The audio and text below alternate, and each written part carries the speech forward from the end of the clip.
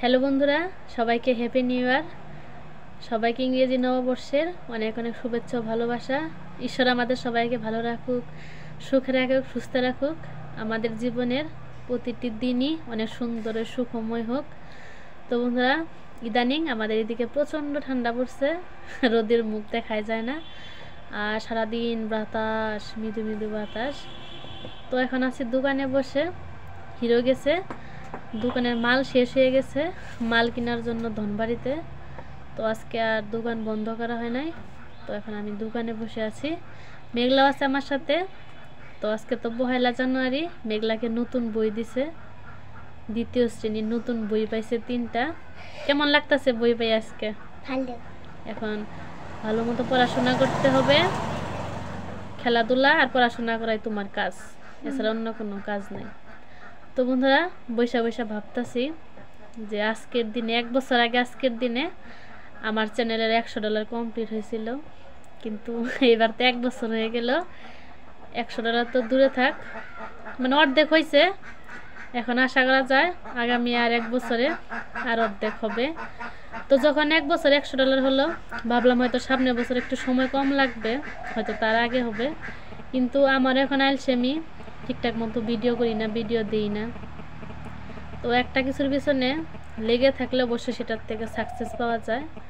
তবে একটা কথা আছে, সবার জীবনে সব কিছুতে সাকসেস আসে না, আবার আসে, কারো দেরিতে আসে, কারো খুব সহজেই আসে। তো দেখা যাক কি হয়। আসলে ইউটিউব যত কঠিন, আগে জানলে এখানে আসতাম না। শখ করে এখানে আসা, আগে তো বুঝতামই না ইউটিউব কি। অন্যের ভিডিও দেখে ভালো লাগতো, তখন এত ইউটিউব আরও দেখতাম না, 2-1 জনের ভিডিও দেখতাম, তারপরে তো ইউটিউবে আসা।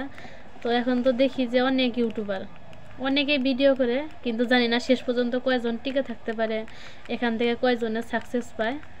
তারপরেও সবাই আসার পেছনেই ছুটে, যেমন আমি ছুটছি। তো আজকে ভিডিওটি দেখতে থাকুন, হ্যাপি নিউ ইয়ারে কী করি, যদিও প্রতিদিনের মতো সময় কাটছে। তো বন্ধুরা, আমি যে ব্যস্ত মানুষ, কি আর ভিডিও করব। তো এবার দোকানে ছিলাম, হিরো আসলো বাজার কইরা, সন্ধ্যার আগ দিয়ে আসছে, তারপর তো মাল গুছানো এগুলোতে ব্যস্ত ছিলাম। তো দোকানেও চাপ পড়ছিল খুব। তো এখন দোকানে ছিলাম, আবার আমার হিরো তো সেলিব্রিটি মানুষ, এক ছোট ভাইয়ের মিষ্টির দোকানের উদ্বোধন, তো ওইখানে গেছে। পরে আমার ছোট ভাই আসলো, দোকানে এসে বসছে, পরে আমি আসলাম রান্না করতে। আজকে দুপুরে খাওয়ারও সময় পাই নাই, মানে খাই নাই, সেই সকালে খাইছিলাম। তো এখন ডাল আছে, সিম ভর্তা দিয়ে ভাত রান্না বসাইছি, আর হচ্ছে ধনেপাতা দিয়ে বড়া ভাজি করব। আর সকালবেলা তো শীতের মধ্যে না তাড়াহুড়া হয়, এই জন্য লাল শাকগুলো বাইসা রাখতেছি। আর এখন সবজির দাম খুবই সস্তা আমাদের এদিকে, দেখা যায় 50 টাকার বাজার করলে ব্যাগ ভর্তি বাজার হয়। তো এখন এগুলা করি, খিদাও লাগছে, গরম গরম ভাত হইলে পরে বড়া ভাজি করে গরম গরম খাবো। ক্ষুধা লাগছে যে রান্না হইতেছে। তো আসলে আমাদের মতো ব্যস্ত মানুষদের কোনো হ্যাপি নিয়ারও থাকে না, কোনো অনুষ্ঠানও থাকে না, কোনো দিবসও থাকে না, কাজই শেষ হয় না। এক এক দিন এক এক রকম কাজের চাপ থাকে, যা প্ল্যানিং করি তার উল্টাটা হয়।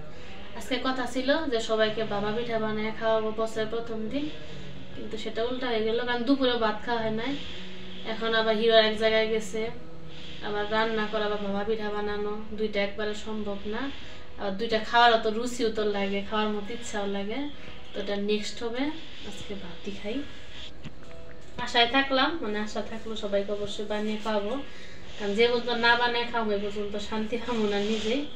গুড় আনছি, খেজুর গুড়, আর হচ্ছে চাউলের গুঁড়ো ভাঙাই এনে রেখে দিছি।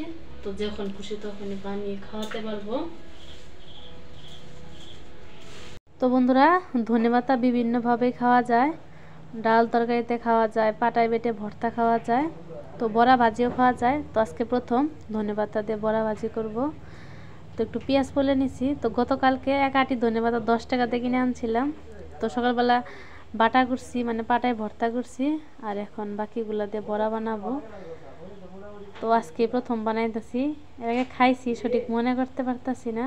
তো দেখা যাক কেমন লাগে, তখন সব কিছু দিয়ে মাখবো।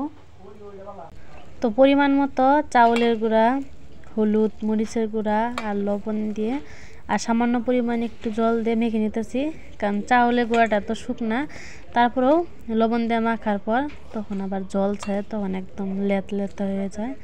আর এরকম লেতা না হলে তো আসলে বড়া ভাজা যায় না।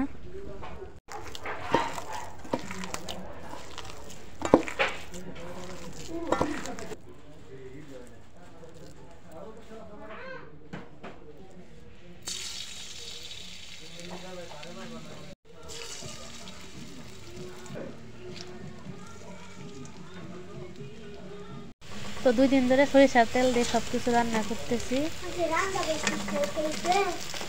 বাবা এই বড়াটি বাজি করলে শেষ।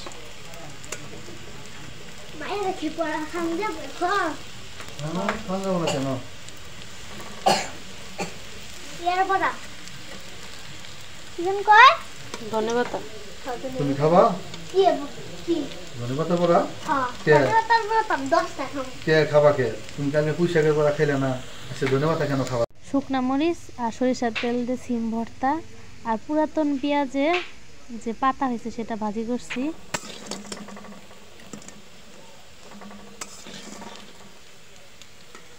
এক থাল ভাত নিছি বন্ধুরা, একবার 500 ডিগ্রি খিদা লাগছে।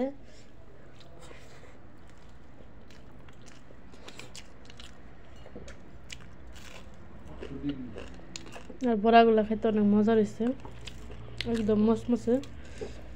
আর ধনেপাতার ফ্লেভার তো সেটা আছেই। কেমন হয়েছে বড়া? ভালো। মেঘলা বলতেছে সবগুলা বড়া নাকি মেঘলা দিলে খাই ফেলাবো। তো মেঘলা ডাল আলু ভর্তার বড়া ভাজিতে হইতেছে।